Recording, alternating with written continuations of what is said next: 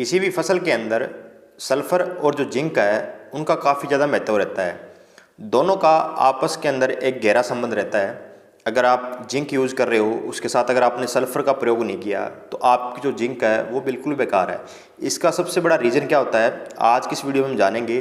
पूरे डिटेल के अंदर बात करेंगे कि जिंक और सल्फ़र का आपस के अंदर क्या गहरा संबंध होता है और ये हमारी फसलों के लिए किस तरह से लाभदायक है और सबसे अच्छी जो जिंक है वो कौन सी मानी जाती है।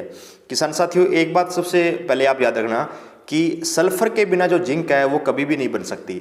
जब भी आप कोई प्रोडक्ट देखोगे मार्केट के अंदर, चाहे वो 33% वाली जिंक है या 21% वाली है, चाहे वो चिलेटेड फॉर्म के अंदर भी जिंक क्यों ना है, उसके अंदर कुछ मात्रा के अंदर जो सल्फ़र है वो दी हुई मिलेगी। कभी भी आप देखना, जो जिंक 33% वाली थैली अपनी आती है, जो पाउच आता है, उसके ऊपर 15% के अंदर या फिर 12% में, ऐसा कुछ एक अलग अलग कंपनी का परसेंटेज होती है, उसके अंदर जो सल्फ़र है वो दी होती है। दोनों का जो कम्बिनेशन है वो बन जाता है हमारा जिंक सल्फेट। जिंक सल्फेट एक ऐसा कम्बिनेशन है जो आपकी पानी का जो पीएच लेवल है या फिर जो मिट्टी का पीएच लेवल है, अगर उसे ध्यान में रखकर आप अपने खेतों के अंदर या फिर पानी के अंदर आप प्रयोग करते हो तो ज़रूरी नहीं होता कि पूरी की पूरी जो सल्फ़र है या फिर पूरी की पूरी जिंक है आपके खेत के अंदर काम करेगी।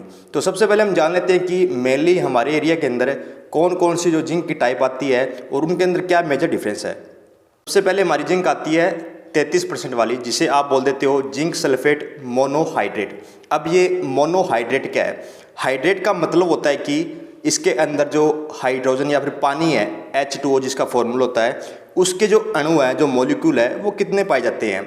मोनोहाइड्रेट का मतलब होता है कि सिंगल, अगर डबल है तो डाई, अगर 3 है तो ट्राई, 4 है तो टेट्रा, 5 है तो पेंटा, 6 है तो हेक्सा और 7 है तो हेप्टा।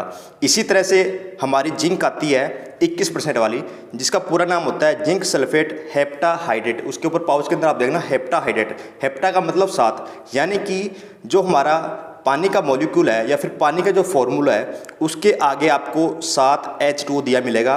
पूरा जो फार्मूला है वो बनता है हमारा ZnSO4 7 H2O, यानी कि जिंक सल्फेट हेप्टा हाइड्रेट। इसके जो 7 अणु है वो पाए जाते हैं। देखिए, जिसके अंदर ज़्यादा मात्रा में पानी के जो अणु हैं वो पाए जाएंगे, अगर आप उसे यूरिया के साथ मिलाते हो तो वो पानी जल्दी छोड़ती है। इसीलिए 21% वाली जो सल्फ़र है उसके अंदर पानी के 7 अणु हैं, वो यूरिया में मिलाने के बाद पानी छोड़ देती है। इसीलिए फार्मर यूरिया के साथ जो 33% वाली हमारी सल्फ़र आती है उसका प्रयोग करते हैं और उसका फॉर्मूला बन जाता है यहाँ पे ZnSO4 H2O, क्योंकि इसके अंदर ये मोनोहाइड्रेट है, इसके अंदर सिंगल जो हाइड्रोजन बॉन्ड है या फिर जो मॉलिक्यूल है वो पाया जाता है। बात कर लेते हैं कि पानी के अंदर या फिर मिट्टी के अंदर जिंक सल्फेट जो है वो घुलने की क्षमता कितनी रखती है। वैसे तो अगर पीएच के हिसाब से देखा जाए तो इसका सही जो मान्य है वो पीएच के हिसाब से होता है। अगर आपके मिट्टी का या पानी का जो पीएच है वो 5 से ज़्यादा है और 7.5 से कम है तो इसके अंदर आपका करीबन 57.7 ग्राम प्रति 100 ml पानी के हिसाब से जो आपकी जिंक सल्फेट है वो घुलेगी। अगर आपकी मिट्टी का जो पीएच मान है वो 8 से ज़्यादा है, 8.5 का अधिकतर, वैसे तो हर एक एरिया के अंदर जो मिट्टी का पीएच मान है वो आपको 7.5 पॉइंट से अधिक मिलेगा। ऐसे फार्मर जो जिंक को अकेला डालते हैं, जिनकी मिट्टी का पीएच मान ज़्यादा होता है, जैसा कि हमें पता है कि कुछ मात्रा के अंदर जिंक के अंदर सल्फर जरूर पाई जाती है, लेकिन अगर आपकी मिट्टी का पीएच मान ज़्यादा है और आपने एक्स्ट्रा जो सल्फर है वो जिंक के साथ नहीं डाला है तो वहाँ पर आपकी जो जिंक है वो ज़्यादा नहीं, कहता मैं 15 से 20% ही कार्य करेगी। इसलिए बहुत सारे ऐसे फार्मर है जो बोलते हैं कि सर हमारी गेहूं पीली पड़ चुकी है, धान के अंदर हल्का पीलापन है, हमने जिंक का भी प्रयोग किया है लेकिन फिर भी जो हमारा पीलापन है वो गया नहीं। वो इसलिए नहीं जाता कि आपकी मिट्टी का और पानी का पीएच मान ज़्यादा है, आपने जिंक डाल दिया लेकिन साथ में आपने एक्स्ट्रा जो सल्फर है 3 किलोग्राम या 10 किलोग्राम वो नहीं डाली।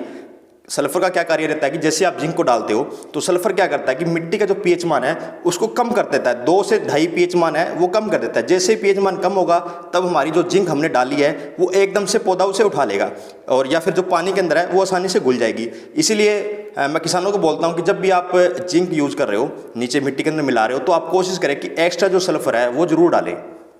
तो ऐसे फार्मर है जो चिलेटेड फॉर्म जो जिंक आती है 12% वाली या फिर लिक्विड के अंदर 39 पॉइंट कुछ % में जो जिंक आती है उसका प्रयोग करती हैं। वो भी जो जिंक है वो एक काफ़ी अच्छी जिंक मानी जाती है। वो इन्हीं बातों को मद्देनजर रखते हुए जो जिंक है वो निकाली गई थी कि मिट्टी का अधिकतर जो पीएच मान है वो अधिक होता है। फार्मर क्या करता है कि अकेला जिंक का प्रयोग करते हैं, साथ के अंदर जो सल्फर है वो नहीं डालते, इसलिए वहाँ पर जिंक की अक्सर जो कमी है वो दिखाई देती है। मनुष्य के अंदर भी जिंक की जो डेफिशिएंसी है वो काफ़ी अधिक दिखाई देती है, लेकिन मेरी मेडिकल लाइन नहीं है इसलिए आपको मैं डिटेल के अंदर नहीं बताता। का जो कार्य है वो दोनों का काफ़ी अलग अलग रहता है। अलग का मतलब ये है कि जिंक जो है वो पौधे के अंदर क्लोरोफिल को बढ़ाती है, यानी कि जो हरा भाग है उसको बढ़ाती है। इसीलिए आपका अगर पौधा पीला है, जिंक की डेफिशिएंसी है, तो जैसे ही आप जिंक अप्लाई करते हो तो वहाँ पर जो पौधा है वो हरापन ले आता है। दूसरी तरफ जो सल्फर है वो हमारा प्रोटीन का निर्माण करती है। तो क्लोरोफिल और प्रोटीन दोनों पौधों के लिए आवश्यक होते हैं। इसीलिए अगर आप इनका कंबिनेशन यूज़ करते हो तो आपको जो रिजल्ट है वो काफ़ी अच्छे देखने को मिलते हैं। उम्मीद करता हूँ किसान साथियों, सल्फर और जिंक के बारे में जितनी भी आपकी प्रॉब्लम थी वो सोल्व हो चुकी है। अगर वीडियो अच्छी लगी हो तो कृपया करके लाइक ज़रूर करें। अगर आपके कोई सवाल हो तो आप नीचे कमेंट जरूर करें।